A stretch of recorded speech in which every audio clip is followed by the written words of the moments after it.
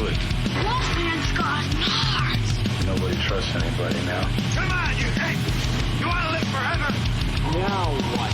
But no matter what happens, Godzilla will win.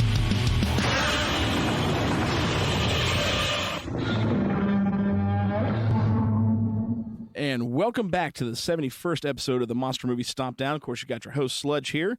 Co-host across from me is Mark. And our brother from Texas, Ruben. And it is Halloween time. And we right. are stoked. It's one of our favorite holidays of the year. Even though I will say this year has probably been one of the more problematic Halloween seasons ever. Because, I'm excited for Halloween because it's monster movie time. And, the kids are excited about going trick-or-treating and Halloween. And I feel like I have spent more time breaking down this holiday in regards to, of course, everyone listening knows we're Christians here. Yes. Yeah. And having to, and not defend it or, explain it to non-Christians, but to Christians. Like, it has been a very problematic Halloween for me. Like, let me just tell you all, this has been insane. It's not as, free-flowing, as I would. And I'm not going to get into the reasons of it, but I just want to say, normally Halloween's pretty smooth. We're enjoying some fun monster movies, getting prepped for candy, and not this year. Yeah. Like, it's been chaotic, man. But so I'm excited because we just released the Monster Movie Stompdown group, and a lot of y'all have joined. Please share that out. Let's get more people in there. We're trying to be very interactive with you guys. Yeah. Because as of this point, we've already, of course, released, well, by the time you hear this, we've released, like 8-9 monster cards. Yes, I believe and so so. far we're getting good responses on the monster cards. I'm glad you guys are enjoying those. We've done a poll of Critters versus Gremlins with Critters winning. Yes. Yeah. And don't listen to the fix post. was in on that one. Yeah. The fix was in. Yeah. Don't listen to the posts online from Ruben and Mark. There was no fix. It got down to the wire, but that was a lot of fun. Yeah. Man. Like, Conveniently got down to the wire. I've heard that before, didn't I? Oh, man. Hey, that was a great day. I mean, I had a blast that day, especially when it was winding up to the midnight because a lot of people started talking to each other and interacting, and we did. So, I mean, we want to talk to you guys. I thought that was us. You know what? It's time to get more involved in this. So that's when I started getting in there. I said, you know what? This guy's just, he's going in there. So that's why I decided, because that's what makes the group fun. It does. When everybody participates. Yeah, that's what makes it fun. And you guys can see now, especially with the group page and the comments, especially with Ruben and Mark and myself, what things are kind of like between the three of us outside of the recordings. We were talking, I was showing my wife yesterday, we were the conversation, because we've got our own individual group chat through Messenger, the three of us, where we keep up with the other show and stuff. And our banter, which we won't release some of the banter information on the episode, but our banter is quite hilarious and no holds barred. And my wife was almost in tears laughing, reading the things that we were saying to each other. So it's cool to be able to bring that to you also, and we want you all to have fun with us too. And that's why it started just on Messenger, and I said, you know what? This needs to go on the page. This is way too much fun. Ruben's like, we're taking this where it needs to. It's been a blast having the group so far. I appreciate everyone that's joined. Definitely share it out, get more people to join, and we're going to stay very interactive with you guys on an almost daily basis on it. So thank you so much for that. So of course we did that. We did the special Black Cat episode and started releasing the Monster Movie Stompdown cards, all prepping for Halloween, all prepping for this episode in which we are doing Pumpkinhead, and we're so stoked. Mark picked this episode.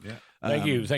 This is definitely a classic favorite for all three of us, so we're excited to break this movie down and talk about it. One of the things we also did was we challenged none other than Pete from Good Beer Bad Movie Night, Pete Quint. We challenged him to figure out what the special segment of this episode is, because for the first time in the Monster Movie Stompdown, we're going to do something a little bit different. And we gave Pete a few hints, and Pete finally guessed it. We shared it on the group page just so everyone saw that he finally guessed what it was. We will be, after we do the movie, they made, of course, this movie Pumpkinhead, they made 3 sequels for. 94, saw Pumpkinhead Bloodwings came out, which was the first sequel. And then in the early 2000s, you had Pumpkinhead 3 and 4. which were terrible. Sci-Fi Pictures originals. They even tried to bring Lance Henderson back for, I know, the fourth one for sure, and that didn't save it. But so we kind of neglect those. But they made a video game, a PC game called Bloodwings: Pumpkinhead's Revenge, and I managed to find a copy for us. We are going to actually play a little bit of it live on the episode and review this. Well, we'll save our review for the game when we get to it. But we're going to review the first video game ever for the Monster Review Stompdown. We will also be videoing it. Of course, you can't see it while you're listening to us here. But once we get the video done, we will put that on our YouTube page as well as the group page for you guys to kind of get the experience of what this game was like and how much we love or hate this game. Exactly. So, anyways, we are doing Pumpkinhead. Let's go ahead and jump into it. Here's the trailer. Afraid raising the dead ain't within my power.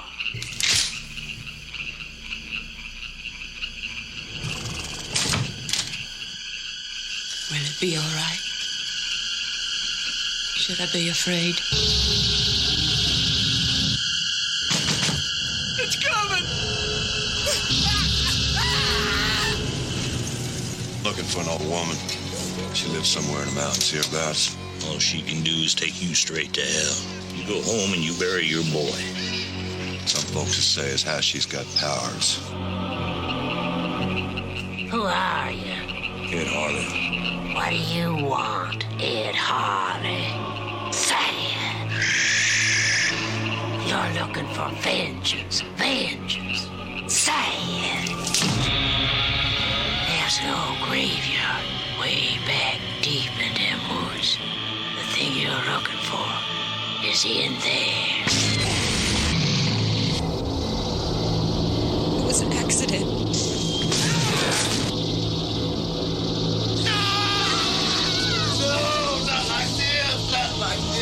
It's gotta run its course. Now it begins. It begins.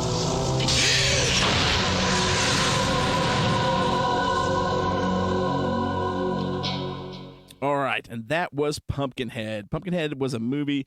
This movie came out October 14th of 1988 to a rather very limited theatrical release. But Pumpkinhead was an idea for a movie that was being put out by the De Laurentiis Group, and they actually approached Stan Winston, who we all know from Stan Winston's School of Special Effects. I mean, you know who Stan is. Terminator, Aliens. He's this, Predator, Abyss. He's the special effects guru of the time and still today. That's where Alec Gillis and Tom Woodruff Jr. and their whole special effects department came from as well. They started with Stan. Excuse me. But De Laurentiis actually sent Stan the script for this movie with the plan to only have him handle the special effects.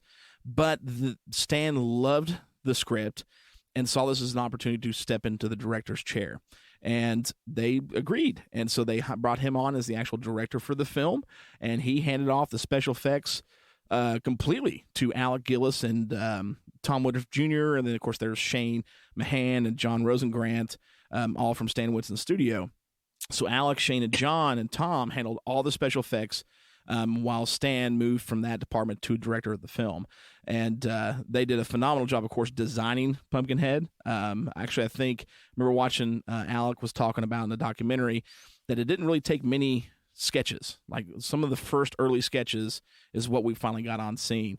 And then, of course, you got Tom Woodruff Jr. Not only designing and helping with the special effects, he actually plays Pumpkinhead in this movie. Tom Woodruff Jr. is a great suit actor. He's been in the Alien films, many movies. He plays Pumpkinhead in this. The movie itself, of course, stars the great Lance Henderson, who is you've got your scream queens.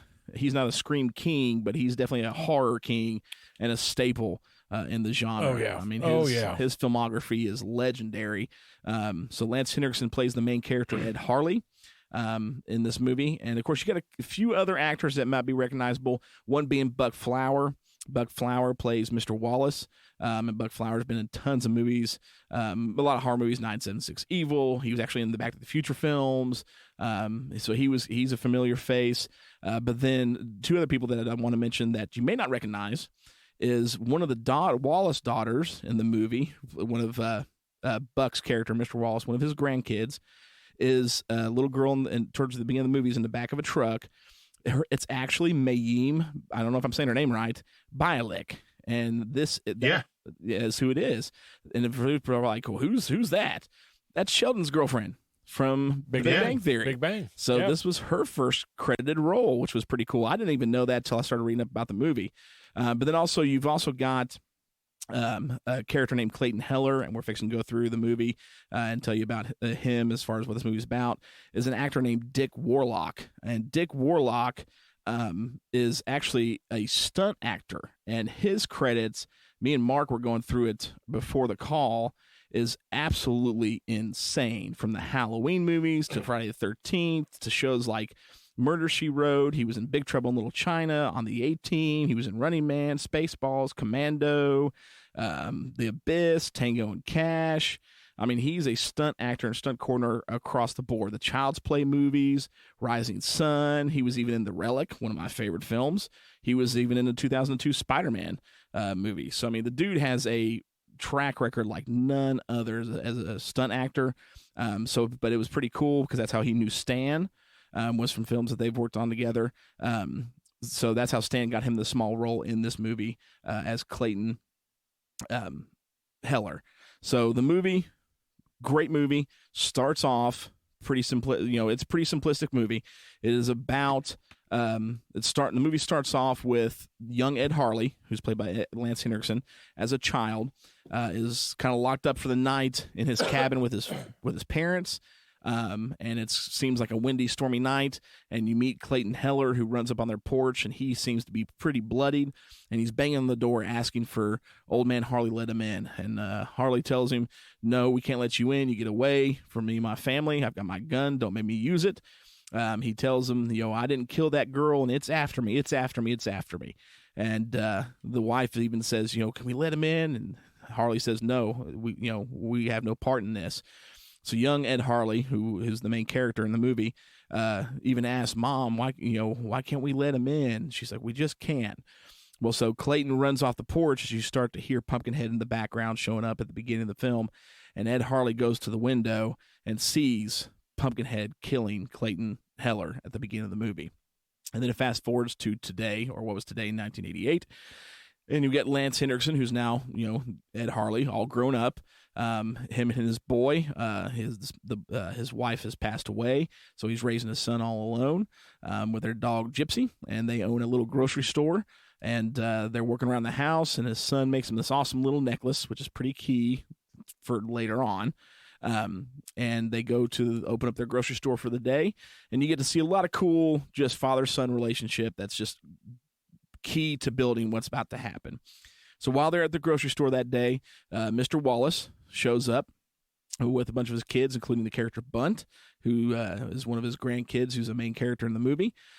He actually returns in the fourth Pumpkinhead film, I believe, third or fourth, I'm pretty sure. But they show up, and he's getting his supplies and feed from Ed Harley for his farm. And while this is going on, Bunt and the girls start picking on one of their little brothers and tell him that Pumpkinhead's going to get him. And then they start reciting the Pumpkinhead poem, really scare the kid. Well, while this is going on, some out-of-towners, some good old-fashioned city folk who like to cause a lot of problems have shown up because they're staying in a cabin nearby to ride dirt bikes and have apparently a fun weekend of drinking and just whatever else.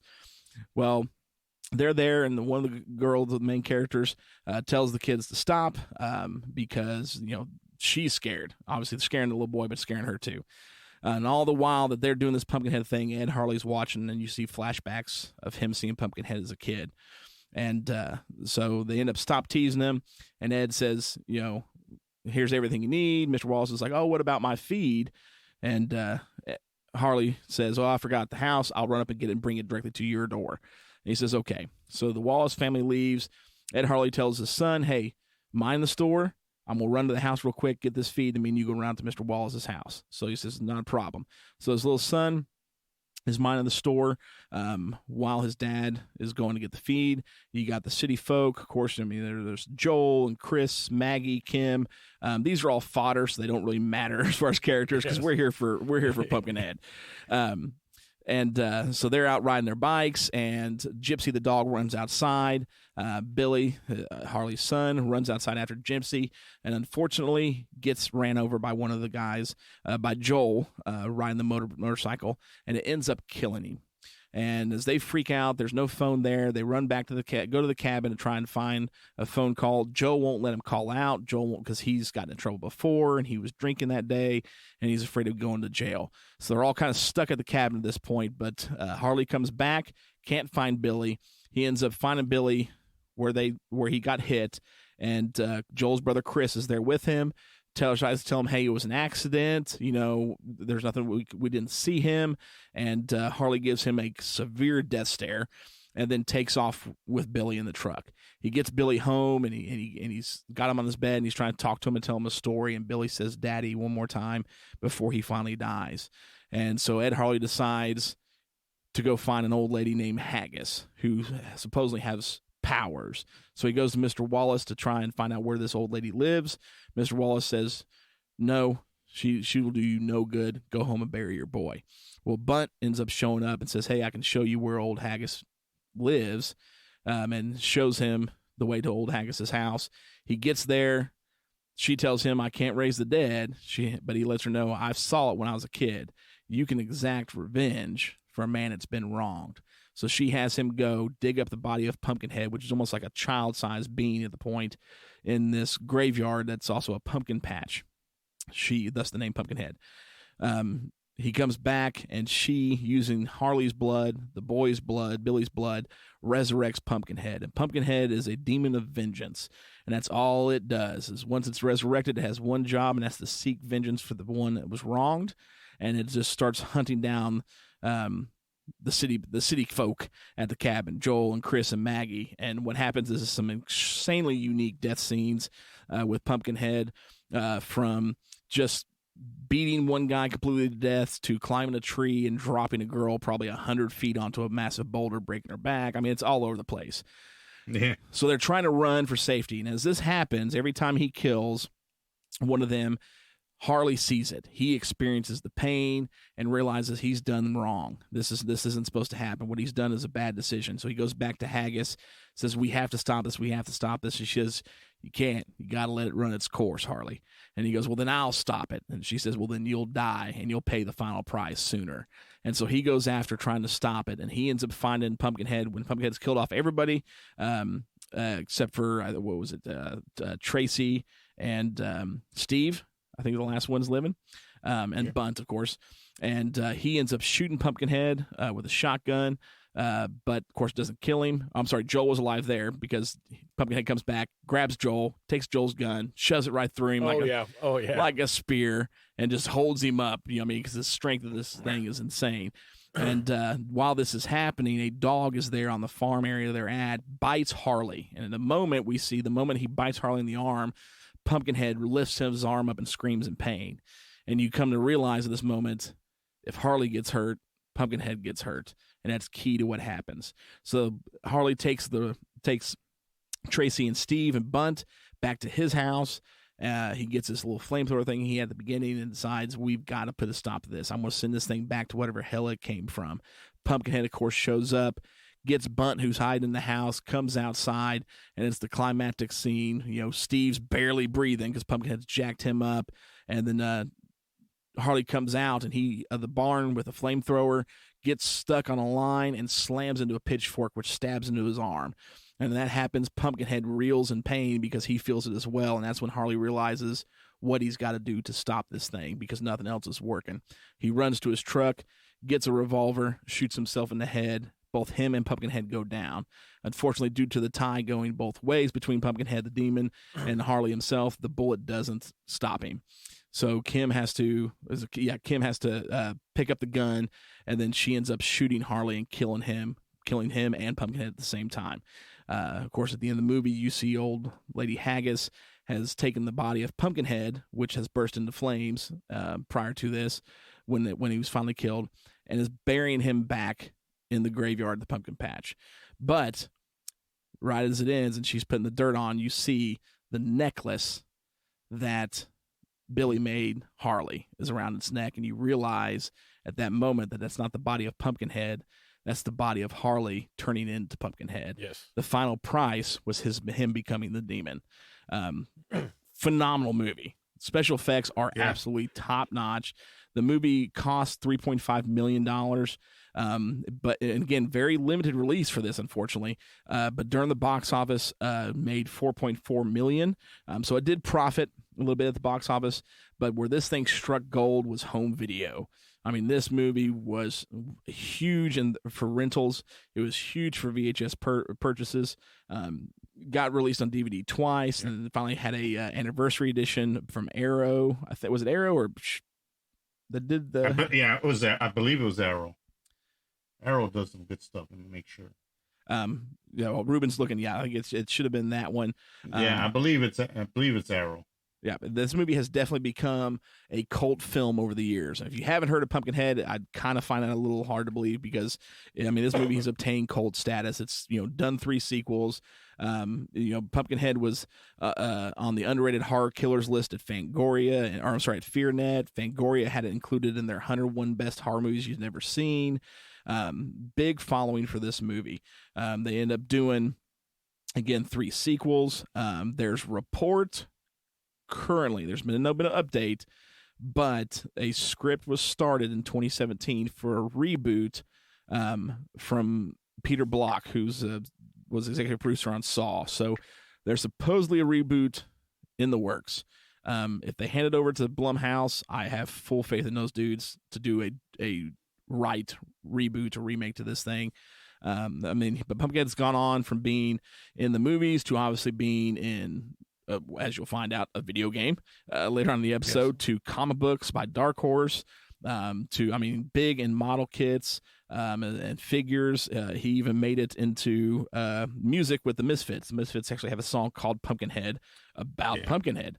Became a huge cult classic hit with this, and a great character. Todd McFarlane's done many different toys with this and tons of model kits.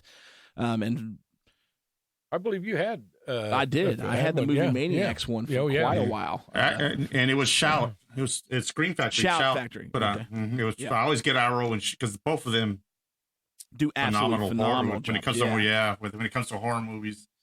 They're great. Well, I'll take the reins on this one. It's been a while since I've started first. Go right ahead, sir. Man, I love this movie. This was, I don't even remember how young I was, Mark, when you introduced me to this movie. Maybe 7, 8, something like that. I was pretty young, or even younger to this one. I don't know if you remember when I first. They don't consider that child abuse, do they? I hope not. Okay, I don't. It opened up a great world for me. So I saw this movie young. So again, we've talked about before, Mark, you introduced me to horror and monster films at a very, very, very young age. And Pumpkinhead was one of my favorites, man. I would watch it every chance I got because, the movie's good. It's kind of a very bare bones film. It's about a guy whose son was wrongfully killed, and he conjures up a demon of vengeance and realizes the wrong in his heirs and tries to stop it while this thing's out killing the people that killed his son. But Lance Henderson's in it. That should say all you need. Why does that always happen to the poor community back in the woods? It always does. Got the overalls on that come about mid-calf. That style, no shoes. There's a stigma there. Or a stereotype. And then the city. And it's the same thing with the teenage kids. It's always those. That attitude, those kids with the attitude, and there's always one not supposed to. There's always in that whole group. There's always one girl that's innocent and wants to do the right thing, and then there's always Tracy the bad boy. in this movie. Yep. And there's always the bad boy that hey, he's just there to have some fun, and he's got his his lady in his hand, and he's Mr. only got cool. one thing in his mind. Yeah, Mr. Cool. I was like, this could be. You insert this group to any horror movie, it's it, man. You've got all 5 of them everywhere. You've got all 5 of them. And then the gypsy witch. Hey, I'm telling you what. Listen to her talk. She was scary. Oh, Miss She was scary. Oh man, she's got one of those voices where I wish I could mimic it. Oh yeah. Ed Harley. I'm like, oh dude, man, like, when she's like, he says, he says the word I hate. He says, God dang you. Yeah. When he wants her to stop this, and when she goes, he already has. I'm like, oh my God. I mean, just like even repeating it right now, I'm like, sends chills down my spine. She was probably one of the maybe. Well, and I was looking in here, and her name is Mushroom. Her name is Mushroom. Mushroom. If you look in the Really? No. Mushroom is the dog. Oh, was it? No, I said no way. Okay. I said that ain't her name. Yeah. What is it? What is her name? Florence Schaefer was Haggis. How am I looking at that? I have no idea. Mushroom. Mushroom. She looked like the dog I thought that in was the movie. I will say this much. She looked rough. Yeah, she did not look very good at all in the I movie. knew I was in trouble when I said that. The look on Ruben's face was like, wait, what? Yeah, well, I don't know. Where's she at? I don't even. Okay, Old Hill Woman. Is that her? Haggis, Florence Schaefer. No, Old Hill Woman. There she is. Yeah, now I got her. I got her. Okay, let me get back into focus here. Mark went off on I don't know where he went there. So. I don't know where he went. Well, you know what? I didn't know the dog's name was Mushroom, so I learned something. Oh, there we go. There we go. I voted for Gremlins. Yeah, that's what's wrong. That's why he's tore up over that decision. But so no, man, like this movie was a staple for me as a kid. This was one of those ones where, like, I had to get it from the video store. We had to buy it. I would watch it every time I got a chance because I loved seeing Pumpkinhead on screen. To me, I mean, and Woodruff Jr., Tom and Alec, I mean, Stan, I think, did a great job directing this film because up until the end of the movie, some of the directions of his shots were very quick with Pumpkinhead, even though he didn't really have to, because when you see him in a long frame, full body shot, you're just like, this thing looks amazing. And Steve's, even still today, the suit and just is absolute top notch. But his directing I absolutely loved because there was little things that he would do that I remembered even as a kid, and even watching it today. I watched it today. I watched it a couple of days ago. That those moments as a kid that stuck out to me still stick out to me today. One huge one for me was when they're in the house, excuse me, when they're in the cabin, and Pumpkinhead's already taken out Chris, and he's, I think, Tracy's next, but Tracy's like, because Tracy's in there, she's like, I saw it, it's outside, and they're like, there's no thing, it is, it's the devil, I saw it, Then they're in front of the kitchen window. Well, Kim walks into the kitchen to get a knife, and she says something like, just in case God doesn't show up, because Tracy's a Christian. But when she walks, she kind of covers the camera the way that Stan had this shot. And and as she walks away, the camera doesn't move, and you see the window. You very quickly see Pumpkinhead walk by that window. Oh, yeah. And dude, holy cow! That moment, I remember as a kid, I went, oh my God, like that freaked me out. It's kind of like the liquor sequence in Resident Evil 2 when you first see it come across the window. It was absolutely, I guarantee they had to have taken that from Pumpkinhead. It's moments like that Winston did in his direction that I thought was absolutely phenomenal. Plus, I think as far as a cast choice, even though none of these actors are really big actors, he made a phenomenal job with the casting choice because each of these guys and girls were great in their roles. Now, granted, you don't get attached to the teenagers or the city folks because they're all fodder. They're all just going to be killed anyways. But he did a great job, especially moments with Lance and Harley and Billy, the father and son stuff at the beginning. I mean, it's just the way at the beginning when he's finishing burning some brush and his son comes out and he goes over to wash his hands in like an outdoor pail, and his son wants to do it with him, and they're washing their hands together, and he tells him a story about his grandma, down to the last one in the house washes the breakfast dish. I mean, everything about the two of them, he did so well that the moment that, because it's 20 minutes in the film when Billy dies, it hurts. When he breaks down, you're like, oh my gosh, I'm heartbroken that this kid has died, right? Because Stan did such a good job, and so did, obviously Lance and the kid that played Billy did such a phenomenal job that in that quick of time, you're so attached to those two. The direction of the movie is absolutely phenomenal. The sound effects are outstanding. outstanding, especially with Pumpkinhead.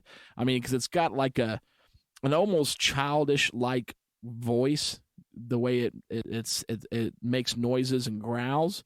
But when he's on scene, it's almost like they took a box of some kind of insect, added some thunder effects to it, recorded it all together, put it up on high volume, because it's all this crazy like electrical but insect sounds going on in the background.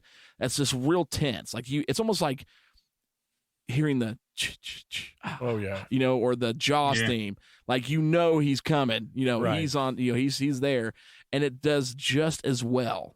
Even though it's drastically different than those type of things, it that's what it does. The musical score is great on it, but again, I mean, the acting, everything was top notch. But for me, the special effects, man, Tom Woodruff Jr., because the suits, it's huge, but Tom worked on stilts on this, which they had a wire to help kind of keep the weight off. But he did such a phenomenal job moving in the suit and bringing that character to life. That's just, I remember as a kid going, man, that's real. That is not, that's not somebody in a suit. That's a real thing that they filmed. So, I mean, I have very little complaints on this movie. And the only reason why, and we'll go into the rating later, it didn't get, it got a pretty high rating from all of us, but it didn't get like the max for me is because I'm kind of going with Ruben here. Got to compare it to other films. And there's one in particular in that era I compare it to, which is why it didn't get, top notch. Yeah. But I mean, they got a high rating because, I mean, I can't think of any complaint about the movie. I mean, again, my only complaint, which is, of course, I'm kind of keen on certain words in the language, is maybe the use of a few words in the movie.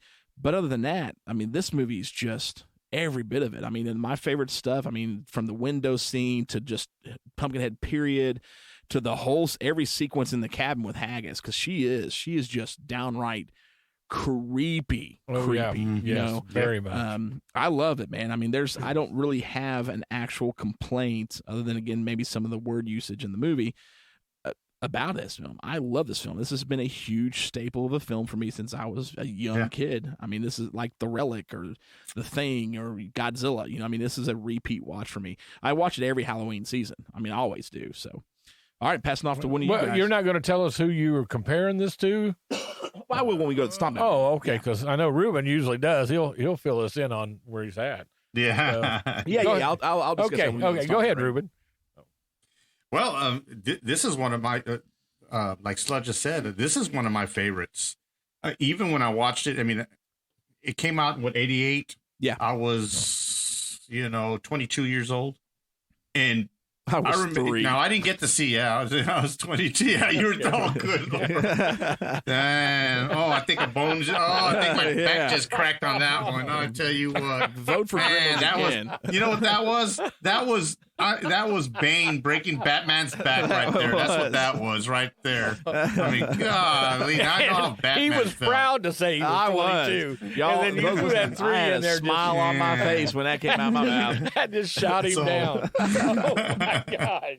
That's Good great. Lord, I'm gonna have to go rehab. I'm gonna have to go with Bruce Wayne in rehab now. Oh, my God. That was great. Oh man, but so I didn't see it till it came out on video. It did not get released down here. I never saw it. It never appeared at the theaters that I'm aware of, anyway, that I remember. Otherwise, I would have went to see it. So the first time I saw this was on VHS rental. That was the first time I saw it, and I remember reading the thing. I'm like, man, this looks really great, and the design of the cover was great. Oh, the box everything art about was that. Yeah, the phenomenal. box was. The box. I'm like, ooh. Even if you don't like horror, that would catch your attention. So anyway, so I pop it in and I watch it, and it instantly became one of my favorite horror movies. I mean, I've got a lot of favorites. I mean, I love horror movies. I mean, you got a lot. You got the extra. I mean, I love like The Evil Dead. Pumpkinhead is one of them. Exorcist. All those. But this is always something. Every Halloween, hey, okay, it's time to watch Pumpkinhead. It's kind of like Christmas Story at Christmas time for me. I gotta watch watch Christmas Story. I'm with you. And of course, me and RJ have our Godzilla Fest. Back in the old days. Hey, that's like a week away. Yeah. So that's coming. Godzilla has a birthday month, so he gets a whole month to himself. But everything about this movie was great. I remember watching it and saying, I'm gonna have to buy this. Of course, back then, back in the old days. when he was 22. Yeah. VHSs weren't cheap. That's why rental places were so popular, because you just couldn't go down, and they cost money, and money I didn't have at the time, so I remember going to rent it. But boy, as soon as I was able to afford it, boy, I picked it up on VHS. It's just, I mean, everything's great about it. I love Pumpkinhead's design. It's one top notch. I would put it up there with Alien. I mean, that's how impressed I am. Yeah. That's how I am impressed with the design. It's equally as good as the Xenomorph. It's equally as good as the Gotcha from Predator. I mean, I'm definitely agree. Oh yeah. I mean, and you hit on a point, and I want to hit on it again, is when you're watching a movie, that creature design, suit or not, is better than some CGI movies I've seen. Oh yeah. Where they could, I mean, man, that's real. That is not a suit. That is not CGI. They found Pumpkinhead and they put him in a movie. Yeah. They paid him a pretty penny just to make sure. Now, granted, I saw it on VHS, but I've seen it now on Blu-ray, and I mean, it holds up. Yeah. Oh yeah. The design holds up. You know how there's some movies you get on Blu-ray and then all of a sudden you see all the faults in suits or CGI or whatever. Well, I think even if you go back, and again, it's the talent behind it. And is if you go back and watch the second one, Pumpkinhead 2 Bloodwings, or either of this third or fourth one, which unfortunately they mixed CGI in that, but even the direct sequel didn't look as good. Like there's scenes in there with Pumpkinhead where like that didn't hold up very well. But it's a totally different crew. I mean, not the same crew. Yeah. When you look at the talent that these guys had, and this is the crew that, I mean, these are the dudes who did Terminator, who did Predator, who did The Abyss, Aliens, I mean, Evolution. They did, I mean, that's the crew that did this stuff. Yeah. And it shows. And it does. And I'm very surprised, even though it's a cult classic, Pumpkinhead, and amongst our crowd, I'm sure everybody loves it. But it's never compared to those movies, even though it's just, to me, as far as special effects goes, it should be. It should be in the same sentence as a Xenomorph. It just should be there. And it kind of disappoints me. But at the same time, I relish the thought that I know about this great movie, and I get to share that information with people like, oh, I never saw it. I mean, you need to see this. Yeah. It's great. It's like discovering a new band that nobody's ever heard of, and you get to introduce everyone to, kind of deal. So Pumpkinhead is one of those, and everything was great. I mean, I remember renting it and telling my friends, man, you got to see this. Invite them all over, ordered a pizza, and we watched Pumpkinhead, and it was that everybody was, like, wow, man, I never heard of this. And it was great. So everything about this movie is good. I can't think of any negatives, but then again, like I said, I put a lot of weight on nostalgia, and this is another one of those films that is nostalgic for me. And it's just great. And the only reason it didn't get a higher Stomp rating is because I do compare it to other movies. And this one, it's hard to pinpoint why. I mean, I want so bad to give it a perfect, but there's just movies out there from like with special effects. Like, I still hold Alien in very high regard, even though this came out 10 years later, 9 years later. Yeah. I still hold Alien in very high regard, and I still hold it as the benchmark for these type of films. So that's why it didn't get a perfect for me. Other than that, I mean, this thing is just, even like you were talking about I guess what would it be? I guess it would be the sound effects, like you're talking about. It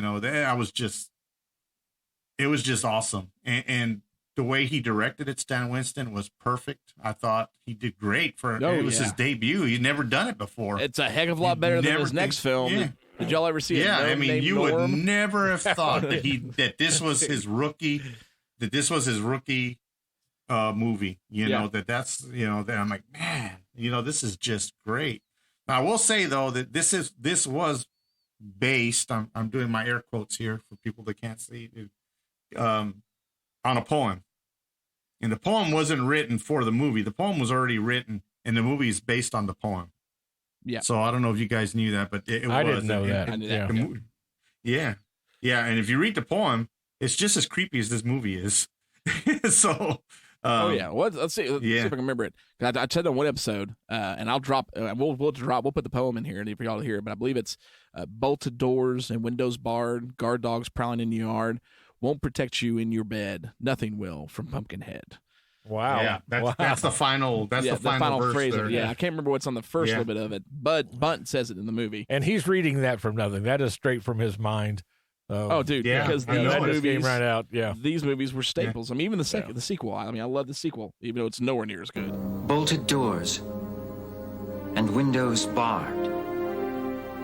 Guard dogs prowling in the yard. Won't protect you in your bed. Nothing will. From Pumpkinhead. Yeah, but I thought I'd throw that in because whenever I talk to people, they think, the poem was made for the movie. No, the movie was based on and then it was just inserted into the movie for that. So got to give credit to the author. That's why. Got to give credit to. Let me remember his name. I know I wrote it down. I can't even think of his name. I can't believe Ed Justin. Okay. Ed Justin was his name. So check him out. Check out that poem because that's a great read. It's a short poem. I think it's, I don't know, not even 50 words, but it's great, and that's it, man. I really don't have any complaints because even, I thought maybe the acting for the kids, but like you said, they each played their part and they're going to be, you're like, well, they're all going to be victims. I already know. The moment they drove, the moment they flashed on screen, like, oh, there's our victims. Yeah. Driving down the road. Yeah, as soon as they come, there comes the victims driving down the road, and then when that one guy with his leather jacket gets off, and I'm like, oh, there's the guy that's going to cause all the trouble, and all these innocent kids are going to get killed because this dude's going to act up. And sure enough. So, man, that's it, man. It's a solid movie. Great movie. I got to pick it out, so I was real happy with it. You should have known. But I think with these movies, and you have to.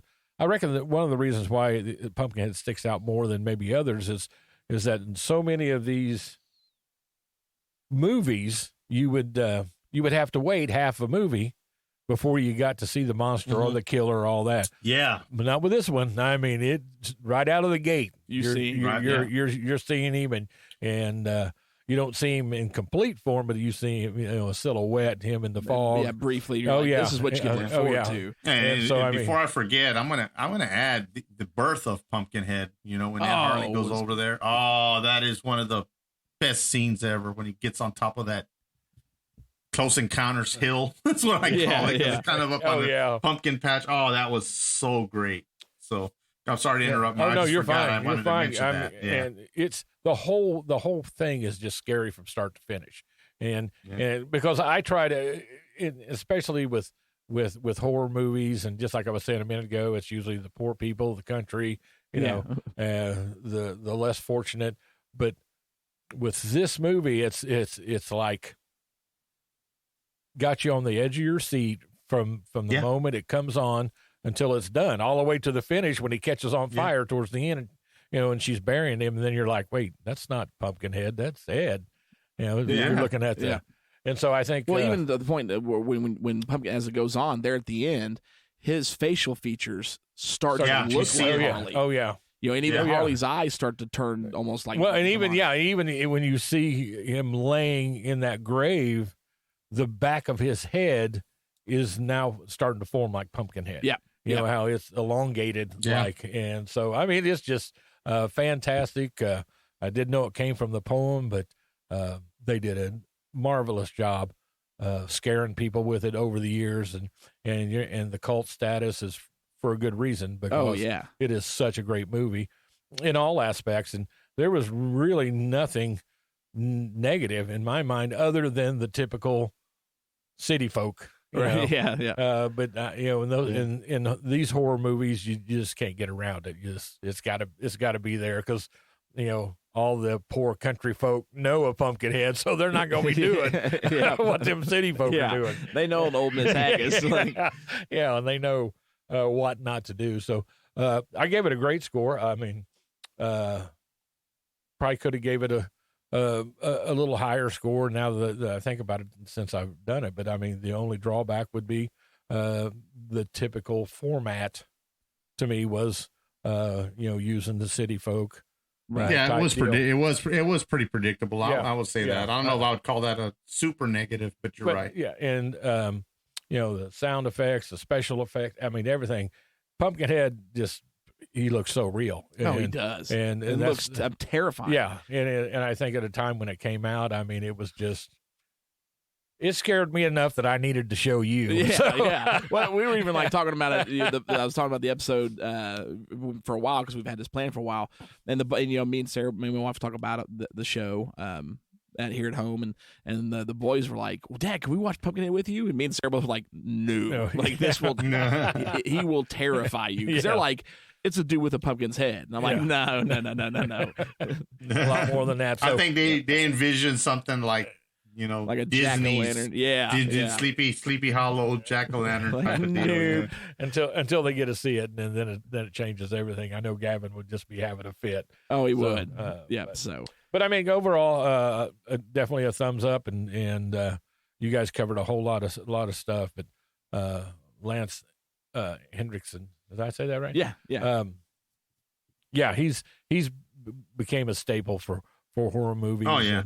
And he did, and just a phenomenal actor in that part of doing his job and getting the scares out. Well, I mean, if you just Google Lance Henderson, I mean, the first movie or the second movie that pops up is Pumpkinhead. Yeah, this was huge for him. Mm-hmm. And I mean, when it comes to him as an actor, I mean, he's absolutely phenomenal in everything he does.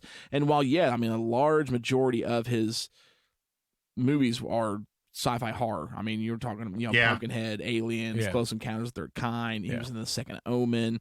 He even did the show Millennium, which was a kind of a spin-off of X-Files. Phenomenal show. He was in The Terminator. You played that detective or that cop in it. He was in Piranha 2. They even brought him. He did a cameo in one movie. I can't remember which one. He was just driving by. What movie was that? But he is a staple. Oh yeah, so much that he's doing. When you get somebody to do a cameo, they're a staple in whatever genre that is. Absolutely, absolutely. I mean, he's even in he was in Near Dark. He in the new Alien versus Predator films. Or he was in the first one. But I mean, even though the dude is huge when it comes to the sci-fi and horror genre, because he's probably more popular than D. Wallace Stone, you know what I mean? And everyone knows D. Wallace Stone. Oh yeah. But I do want to say just a little drop for Lance as far as how, I mean, even though when you think of a horror movie and horror actors, you don't normally think of great actors, right? I mean, it's just kind of a stigma that comes with the genre. I don't think that's the case with Lance Henderson, and I'll prove how amazing of an actor he is. He was in Powder with Sean Flannery. I don't know if you guys saw that movie or not. Oh, yeah. That's a tearjerker of a film.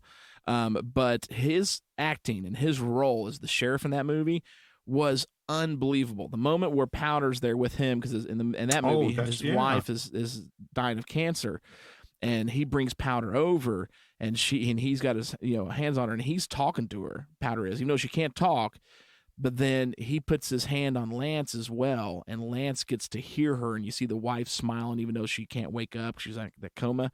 That whole scene with Lance was some of the best acting I've ever seen, ever. That's a phenomenal movie, such a good movie, man. So, I mean, just hats off to Lance Henderson. I mean, he's the heavyweight of this film, but the dude is just a great heavyweight actor anyways. Gets it done. Gets it done for sure. And his cameo was in Jennifer's Body, which is right. film. No, that's a terrible film. That was Megan Fox's debut. Yeah, it wasn't agree. So really, it was. I mean, if you're looking for a certain type of, if you're just looking for something to look at, then Yeah, I guess that could, but it was not a very good film. There's better ways to kill your brain cells than watching Jennifer's Body. I'll tell you that much.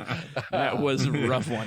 There you have it, right and there. And for some reason, she's in the new Expendables movie, apparently. So that's being filmed, just so everyone knows. Anyways, back to Pumpkinhead. So anything else on that one? No, Mark? I'm good on that, man. No, This is a great movie. Great movie. It's Stompdown rating time.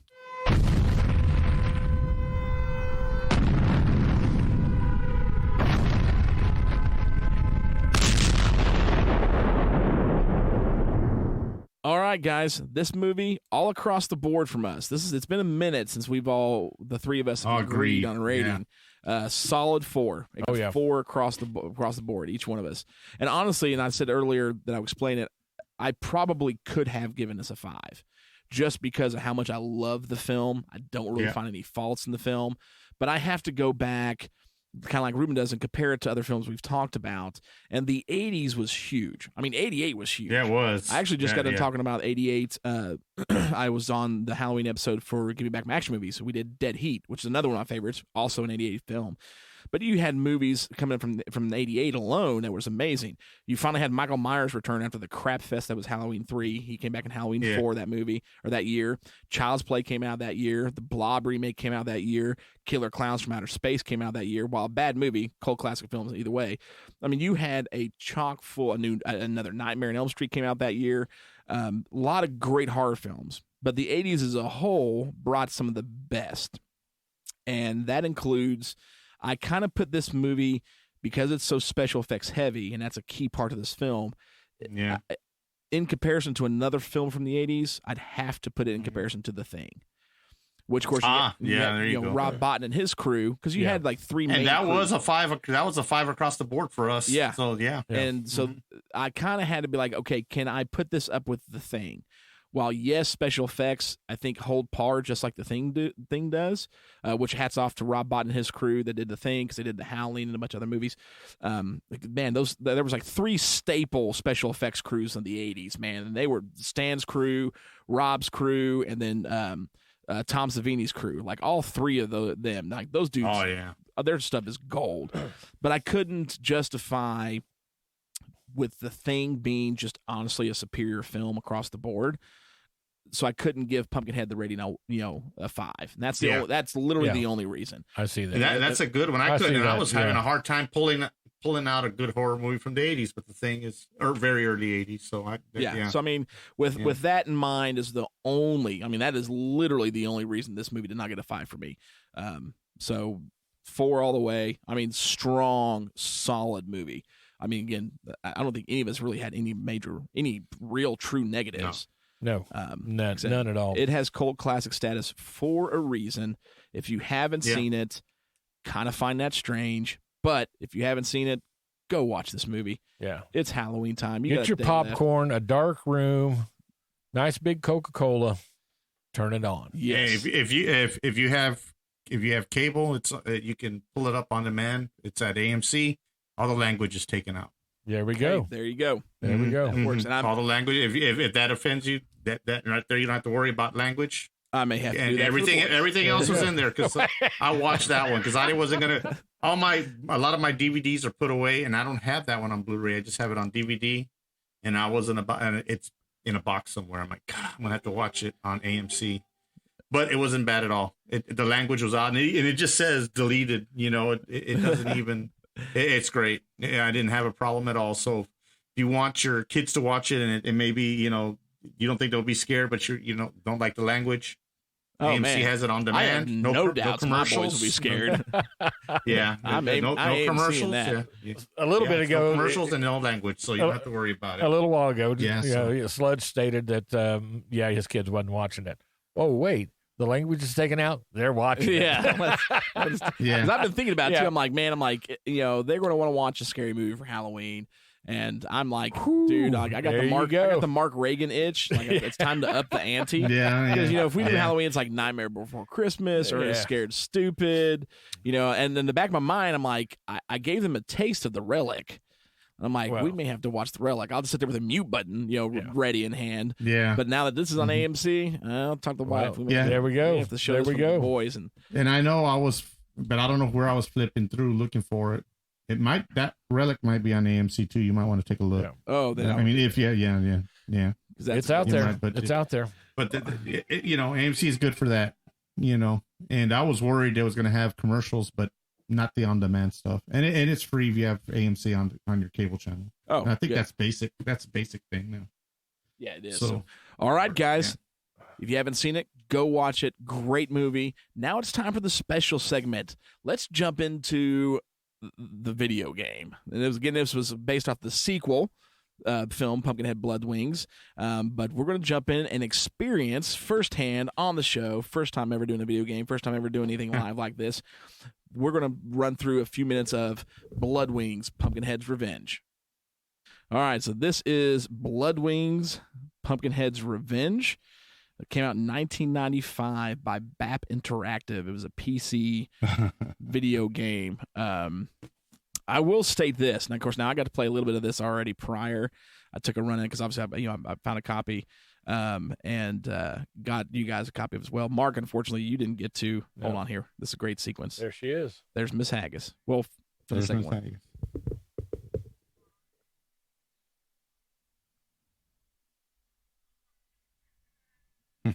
You are entering the world of Pumpkinhead. Mm-hmm. There we go. Okay, so this game came out again in 1995, and look at that face. Oh, it's a great. Yeah, look at that. That tells you. I mean, you're up for trouble. So, this was a DOS-based game, so it kind of took us a little bit to be able to play this or get this running ourselves on newer computer systems. But this came out, and I told the guys after.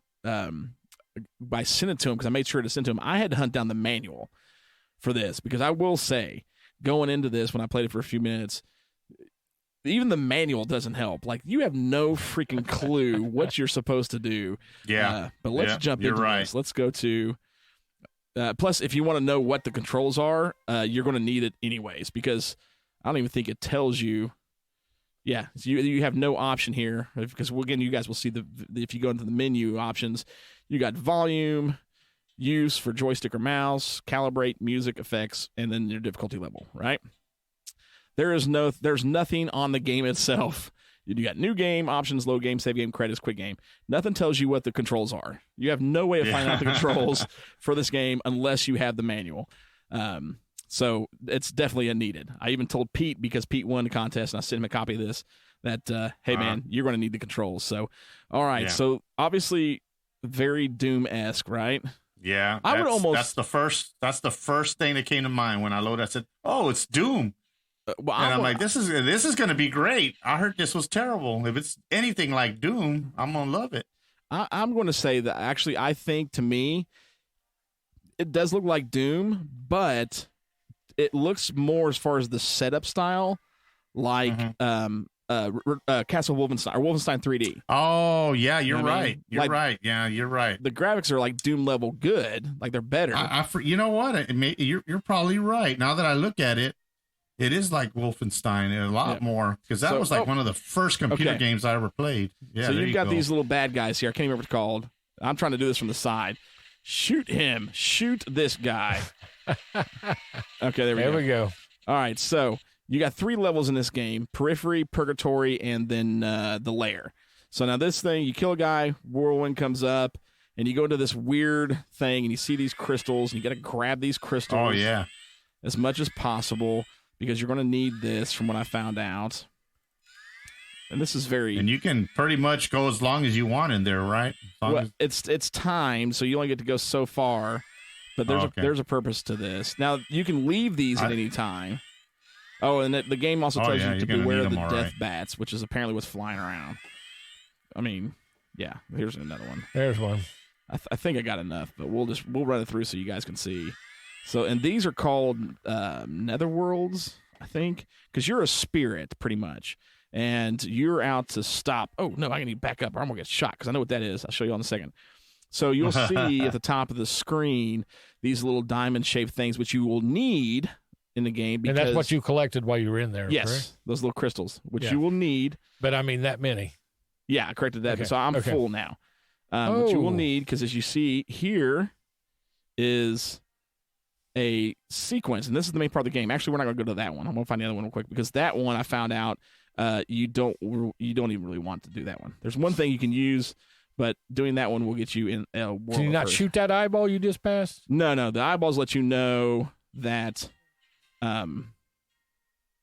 that there's a cinematic sequence there. Okay, that's what they're for. Gotcha. Okay, so let me go back around here. Movement is clunky as all get out. Here we go. Okay, so there you go. There we go. Yep, that's the one you want. I'm totally not doing these in order, but so now we've got to get the hand to show up. So let's see. I can get H for hand. Oh, there we go. And then you'll grab one of these crystals, all right? And then you'll drag the crystal onto this, and it takes you, boom, into the cinematic sequence. And here we go. Now, as these play, there's items you're supposed to be able to grab. Oh, I got a jar. But again, you don't know what you're supposed to be grabbing at all. Like, there's no hints. There's no guide. They don't even tell you to grab stuff. They don't even tell you in the manual. You just kind of, whoever figured this out, thank you. Because I had to watch a YouTube video for some of this. So I know in this one. That's what I did. I said, you know what? I'll just watch a YouTube video. And that's not even the first one I saw. I saw that one with the car. Yeah, the first one's supposed to be with Jenny in this movie. Yeah. Meeting the city folk. The city folk, the troublemakers. Yeah. So, and hey, we're fixing to see an awesome cameo on this. For those who haven't seen this movie or are now seeing this game, there's going to be a great cameo. See if y'all can figure out who this guy is. That is none other than George Clinton. That's right, President Bill Clinton's brother. That's who that is. Got my guitar, which, I mean, of course, now, he was a musician. All I know is I'm waiting for some funky 70s music to start up. I know. It's very familiar. I'm waiting for the... You know, and the sad thing is Clinton here is arguably the best actor in the movie in this film, which is really sad. Oh, I forgot to grab the guitar. Crap. Oh, you can grab his guitar? Yeah, okay. And you need that for no reason. So there's a lot of items about that you don't need it. So there's no use for the guitar. Let's see if I get it. I got it. All right. So I got the guitar, which serves no purpose other than I'll show you. Then in a you moment. got the guitar. Oh.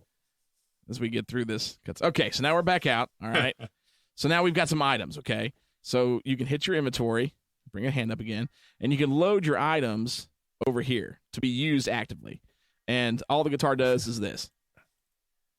Or maybe... Oh, that's it. What is that? Is there a cow in that was the game? The sole purpose of the guitar, okay? All right, so we have to go through and... Oh, that was a map, right? Yep, that was the map. Have to go through and find a bunch of items. And I don't know where the flip I'm going. The first one that we want to find are the two. Okay, you'll find these chests. Now, in order to find these chests, the first item I need to find is the key so that you can open these chests. But these chests will give you, I'm trying to remember, what do they call them, runes, Ruben? Yeah, rune, yeah. So, and you need the runes. You have to have the runes to be able to progress to the next level from understanding. Yeah. Now this so you need that key. Without that key, you're not doing nothing. Right. And so that thing right there, if that thing shoots you, it will hurt. That's called a tectonic crystal. Yeah. And that is your second weapon. And you can get, you're gonna have to go get something to be able to get that. Yeah. So if you can find a shovel in one of the things, you can dig this out and then use it as your second weapon, which is much better because it kills everything pretty much one shot. Where your little weapon here now is all sissified. But so we need the key, and then we need the blood vial, because when you get the blood vial and have it loaded in the little boxes over here, it will start to show secret entrances. Yep, you'll see Bloodwings on the walls, and those are for secret entrances, which you will need to get to places. It's shooting me. Yeah, move. What are you doing? What are you doing? Move it. Oh, that's not what I want. That's the one where if you go into that cinematic and take things, then these kids come after you because you stole items. Let's see. No. We could tell I spent a lot of time on this one. So again, we have our map, but there is absolutely nothing to tell you where you need to go. It's just a map. It's just a map.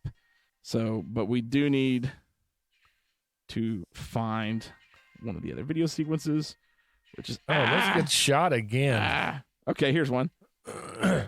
Here we go. That's the one you want. I think that's the one. This one I think is with old Ernst. That's right. Yeah. This is the old Ernst one. I don't even know. I know you get the hunting license, but I don't know. Yeah, you need the hunting license. Yep, gotta get it. Old Ernst and the judge. Come on. I'm just clicking random. There we go. Got the license. Okay. So in some of these cutscenes, like unless you play it through, you can actually skip these. But if you don't know what you're getting, you don't want to skip it. So, but we need the hunting license for whatever purpose. And again, most of these items that you get, you don't even need. Like they're pointless, like the guitar. Yeah. But hey, it just gives you a reason to see the movie in pixelated form. From what I gathered from it, I think I mentioned it to you before the show, is it made me want to watch the movie. You know, I'm like, you know what? I think I need to watch the movie before playing this game, and then maybe I'll understand a little bit more what's going on. Yeah, because what happens later on in the game, from my understanding, is you get to Purgatory, and then Pumpkinhead's Lair, is you'll have trivia questions you have to answer. Oh. And if you watch the movie or seen the movie prior to it, it'll obviously allow you to answer those pretty easily. Okay. Is that one there? Nope. No, nope. Where does that take? I'll just see what. Oh no, that just takes me back to where I was just at a minute ago. There's another one of those guys. Kill him. Die. You got him. So okay. So we see here. Obviously, we need 2 crystals. So I'm just gonna grab 2, and then of course you can escape out. You don't have to go through those. And if you're full and you don't even want to go through one, you can actually just shoot it, and it'll disappear. Okay, the green and red. So the green and red over here. This is. Yeah. Let me pull my hand back up. This is your health, and you can go into these certain realms after you get the Bloodwing markers for secret levels or secret rooms, and get more health by shooting some ball. Yeah. And then this is your spirit power or whatever. Okay. Which I don't even remember how to get that raised. I can't even remember. There's a way to increase that, but I don't freaking remember. As you can all tell, we're all rookies at this. Okay. Yeah. Was that something I wasn't supposed to ask right then and there? Yeah. Okay. I'm thinking there's sequences through here. Whoa. Very sensitive controls. Okay. Yes. Okay. So here's another one. If I get my hand. No. Grab one. Oh, you shot it. What the heck, man? I don't know what I was thinking. There you go. Okay, so this is this is a key scene. This is the one. This is the key scene. Yeah, there you go. Where you get the blood vial, which you'll need to be able to see the hidden levels. Here's our city folk. City folk have made it on the screen. Yeah. Lights are out. And for those wondering, the car here is very similar to Joel's car in the original film, if you'll remember. It's dude, like they just nailed somebody. That's it. They nailed the old lady. Yeah. Here's where the revenge kicks in. Yeah. Y'all see this little wicker doll? Oh, wait, there it is. Yep, I needed that. Because you will need that later in the game to a spot that I haven't gotten to. And the only reason I knew you could pick it up is by just clicking. Like, the first time I played this, I just clicked and clicked. I was just moving this thing everywhere.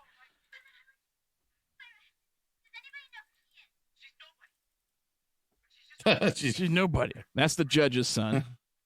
There you go. Gotta have all that's missing is that leather jacket. Yep. And this is the teenage girl. Well, this was like mid '90s. Denim was back in style. He's always got that denim jacket on. And then you got your black man who is afraid of the woods stereotype. Mm-hmm. Then you got this girl. Hey, I had a denim jacket. Wait a minute now. Yeah. Then the one girl who she all of a sudden out of nowhere in this movie knows all about like the dark arts just randomly. Mm-hmm. And then that's the stoner kid. Oh no, this isn't the one where you get the blood vial. It's the next one. So if we turn around, there it is. So I have a story for you. That denim jacket I got, I actually got at a Slayer concert. Really? I traded it with a guy. The guy wanted a shirt and didn't have any money. He said, "Buy me a shirt and I'll let you have my denim jacket." And that's how I got my denim jacket. There you go. Dude, I've done that before. That works.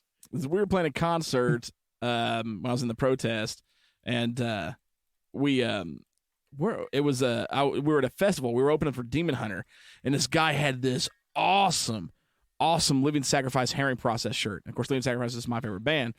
And I'm like, dude, I want your shirt. He's like, it's the only thing I got on. I'm like, what if I give you a shirt? If I give you one of our shirts, will you give me that shirt? He's like, okay. So I went and got like one of our merch shirts, gave it to him. And right there at the festival, man, just took the shirt off his back and gave it to me. I was like, yeah. I still got that Living Sacrifice shirt to this day.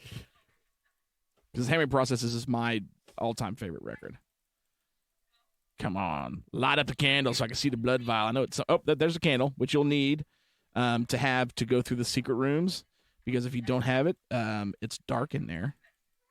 You can get a flashlight and another scene or one of these candles. Either one will work, I found out. Did you grab a candle? I did. I grabbed a candle. Okay, I didn't see it. There it is, blood vial. Okay, so we're just going to skip through that. So that's all we need. Okay, so now, go to our inventory. Bring my hand up. Now with the blood vial, we pull this guy up. We can now see the Bloodwings on the walls. Which what they are is, there's areas in the, I don't know if it'll let me do this, okay, where you can go through walls, these little markers here, if you can see with my hand pointing, okay, you couldn't see those until now, and then when you get to those areas, you'll be able to see them because of the blood vial. They'll have little Bloodwings on the walls. And next is the shovel, right? The shovel's what we need next, right, Ruben? Which is what we get here. Shovel and you still need the key now. You still need that key. Yeah, I got a key. Which one was the key in? I'm trying to remember. That's in that one where they're driving, when they first get to they're in their little convertible in the daylight. That's right. The very beginning when I need to find one. The very beginning. Yep. So this one, all you need is the key. Or not the key. This is all you need to shovel. No. Got the shovel. The shovel. We're out there of here. You go. Go watch the movie for yourselves. Yeah. It's not as good as the original, but it's still great. Let's see. I don't know what that is. I don't think I've seen that one. That's the one where the house is on fire, and I don't even think there's anything in there that you need. If I remember correctly. We figure out where the freaking key is.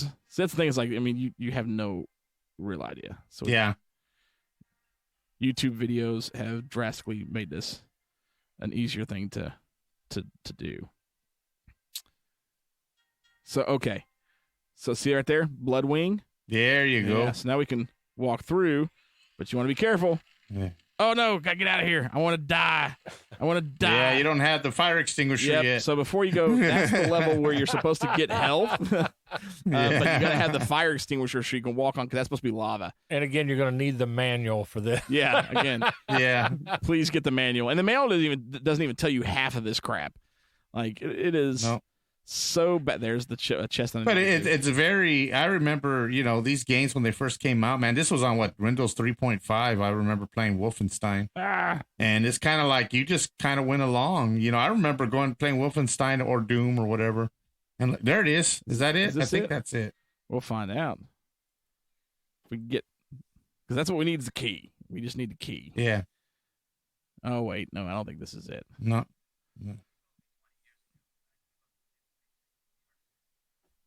What's in this one? No, that's not it. Oh. I thought that was it too. I don't even know what we get out of this one. Give me something. Give me anything.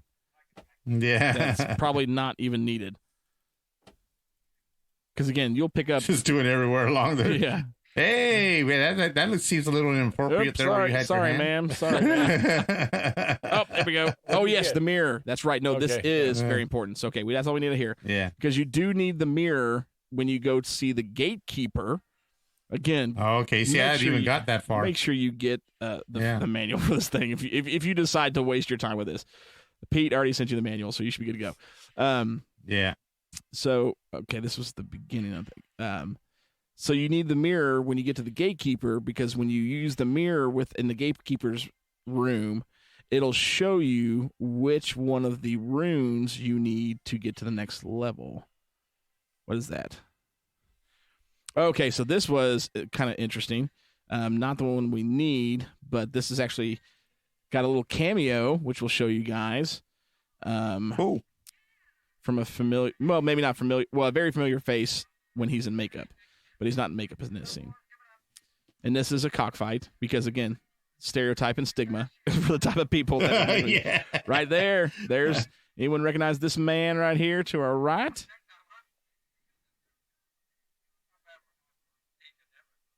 Anybody watching guess who this is? I'm looking, but it's so pixelated, it's kind of hard to see. And I want to talk about something, so we'll get to it. That's Kane Hodder. That's Jason Voorhees himself.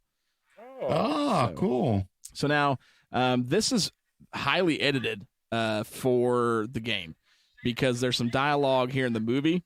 Because again, these are apparently hillbillies, and maybe slightly in British. So a lot of that dialogue is taken out. It's highly edited. And that is not what he says in the movie at all. So highly edited. I don't even know if there's anything to grab here. So no, I don't think so. That was it. Okay. So anyway, we'll kind of wrap this thing up because we're not going to go through it, but this is Pumpkinhead Bloodwings, Pumpkinhead's Revenge, and I'm not going through that because it is not like I thought it was fun. I mean, I didn't think it was that bad. I know it's a little the sheer frustrating. Fact, very frustrating. The sheer fact that you're not told what to do, and that's what frustrates you. Have no idea. It is extremely frustrating, and that's what makes me want to go through and play the game, beat the game. So I'll actually save this and come back and play it later. Now I've gotten some of these. Oh, but there's this file name. Yep. Okay, that's fine. All right, so all right. So if you guys ever want to waste your time, definitely check out this. So from our experience, watch the movie first, so you know what's going on. Yeah. Watch the movie first. Well, I mean, even if you watch the movie, the only help that's going to give you is later on in the game when they ask you questions in order to get on to the next part. Because even watching the movie serves no benefit to the actual getting there to the end. Other than the little video clips. Yeah. Does anything else have anything to do with the movie? No. Okay. And like you're supposed to be able to pick up a newspaper in one of them, and that's supposed to give you hints. But if you've seen the movie, you don't have to worry about the newspaper. Gotcha. But so you have to work through from Periphery, which is the first level we were on, get through that, and then get through Purgatory, which is the second level, which is way more difficult. Like if you don't have full life and full spirit power going in, you're screwed because you don't really have much of an option for healing yourself through that entire level, and it's much more difficult because in that level, as you kill the monsters, they get warped. They don't disappear. They get warped in what's called the Hell Room. And as you go through that level, you have to go through the Hell Room to get to the last room.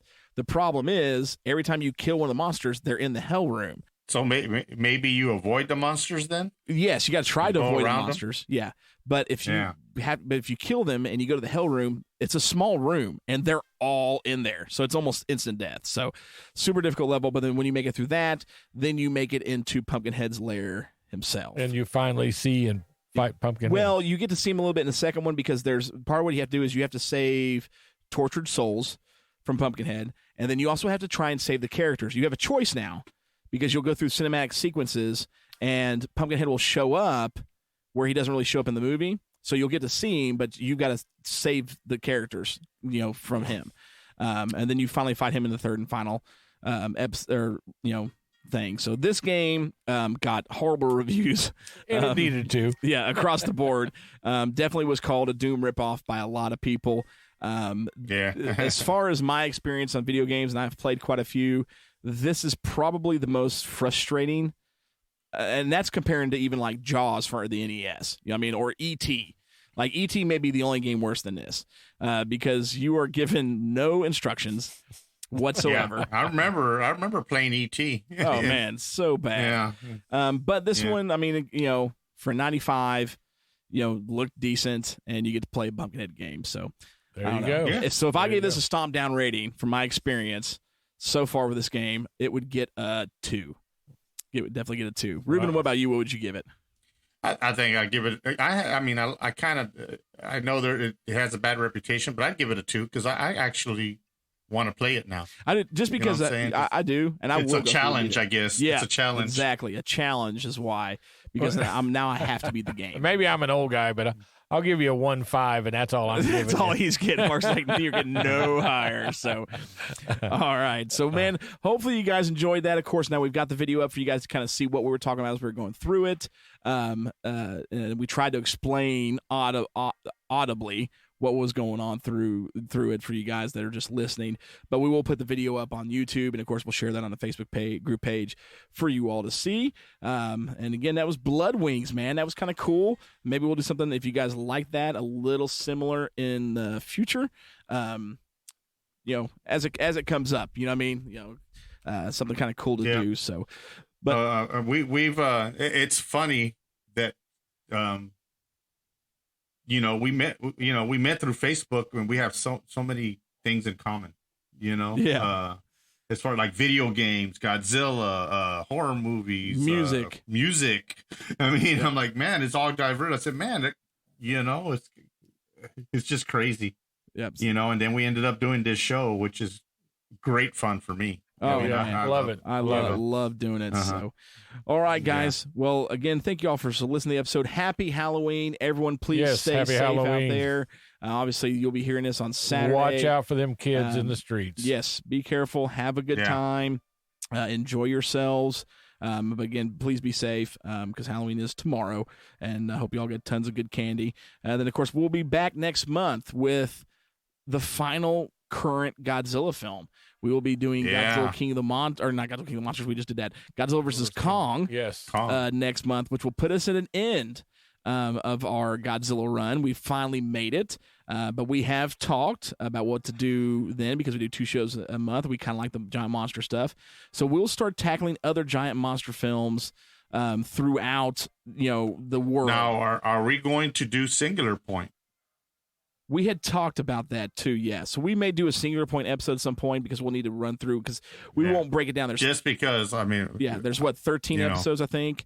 12 episodes. I mean, we might. I mean, I don't know. I wasn't impressed. Yeah, we'll toy around with it because it's like if we do Singular Point, are we going to have to do? I know, but that's 13 episodes. That's going to be a little tough to do. Yep. So we may not do that one because by the time I get to episode 13. I may have already forgotten what was on an old man such as myself. That one definitely dives deep. Kind of that's right. His memory's going. That one dives deep into some crazy Toho science too. But it does. But it does. But I'm excited for Godzilla Kong. Oh yeah, and then, that's going to be a good one. And then next month, of course, Godzilla vs. Kong. We've also got a nice ooey gooey monster film that I picked out. And I will talk about where I first saw it because I remember vividly the first time seeing this movie. I don't think I had anything to do with that one. Oh, you totally did. Oh, great. This is another one. But this that one was back when I was 22. So it's been a while.